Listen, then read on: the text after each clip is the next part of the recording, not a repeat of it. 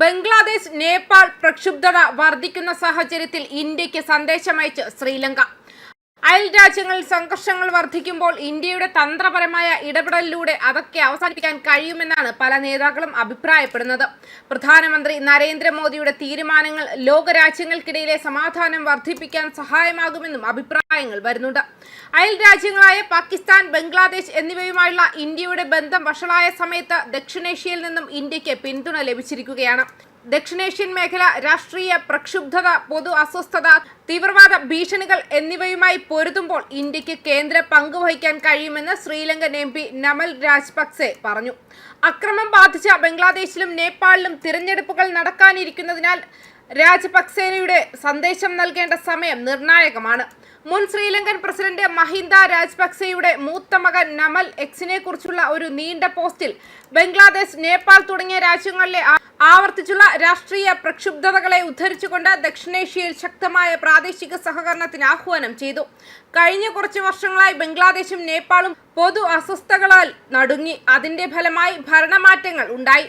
സമീപകാല ആഗോള സുരക്ഷാ സംഭവ വികാസങ്ങളുടെ ഒരു പരമ്പരയ്ക്കിടയിൽ ദക്ഷിണേഷ്യയിൽ ശക്തമായ പ്രാദേശിക സഹകരണത്തിന്റെ ആവശ്യകത വർദ്ധിച്ചു വരികയാണ്. അതിൽ ഇന്ത്യക്ക് കേന്ദ്ര പങ്ക് വഹിക്കാൻ കഴിയുമെന്നും അദ്ദേഹം പറഞ്ഞു.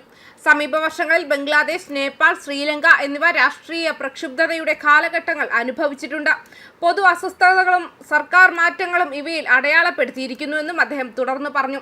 3 രാജ്യങ്ങളിലും സമാനമായ ഒരു രീതി ഉണ്ടായിരുന്നു. 2022 ശ്രീലങ്കയിലാണ് ഇത് ആരംഭിച്ചത്.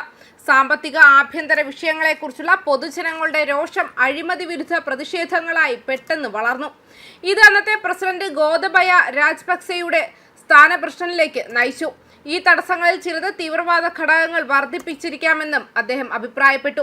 ഏകോപിതമായ ഒരു പ്രാദേശിക പ്രതികരണത്തിന്റെ ആവശ്യകത ഊന്നിപ്പറഞ്ഞു. ഈ വെല്ലുവിളികളെ നേരിടുന്നതിന് തീവ്രവാദത്തെ ചെറുക്കുന്നതിനും രാഷ്ട്രീയ അക്രമം തടയുന്നതിനും ന്യൂനപക്ഷ അവകാശങ്ങൾ സംരക്ഷിക്കുന്നതിനുമുള്ള കൂട്ടായ പ്രതിബദ്ധത ആവശ്യമാണ്. അതിനാൽ ഉയർന്നു വരുന്ന പ്രതിസന്ധികളെ നേരിടുന്നതിനും പങ്കിട്ട വെല്ലുവിളികളോട് കൂട്ടായി പ്രതികരിക്കുന്നതിനും ദക്ഷിണേഷ്യയ്ക്ക് കൂടുതൽ പ്രാദേശിക യോജിപ്പ് ആവശ്യമാണെന്നും പറഞ്ഞു.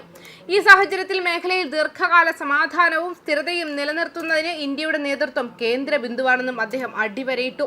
ബംഗ്ലാദേശിൽ ഹിന്ദുക്കൾക്കെതിരെയുള്ള ആക്രമണങ്ങൾ തുടർച്ചയായി നടക്കുന്ന സാഹചര്യത്തിൽ ന്യൂനപക്ഷ അവകാശങ്ങളെക്കുറിച്ചുള്ള പരാമർശം നിർണായകമാണ്. വാസ്തവത്തിൽ കഴിഞ്ഞ ഒരു മാസത്തിനിടെ രാജ്യത്ത് ഇന്ത്യ വിരുദ്ധ വാചാടോപങ്ങൾ വർദ്ധിച്ചു വരുന്ന സാഹചര്യത്തിൽ ബംഗ്ലാദേശിൽ 11-ലധികം ഹിന്ദുക്കൾ ആൾക്കൂട്ട ആക്രമണത്തിന് ഇരയാകുകയോ കൊല്ലപ്പെടുകയോ ചെയ്തിട്ടുണ്ട്.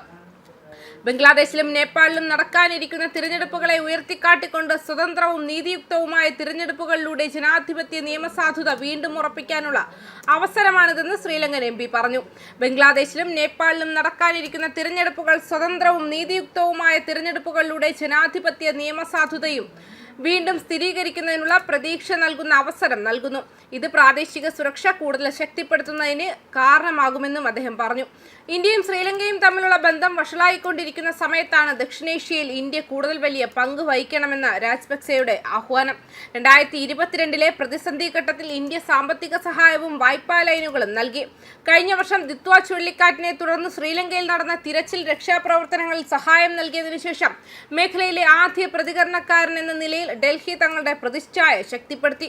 ശ്രീലങ്കയുടെ പുനർനിർമ്മാണ പ്രവർത്തനങ്ങളെ പിന്തുണയ്ക്കുന്നതിനായി ഇന്ത്യ $450 മില്യൺ സഹായ പാക്കേജും പ്രഖ്യാപിച്ചിരുന്നു. ന്യൂസ് ഡെസ്ക് കർമ്മ ന്യൂസ്.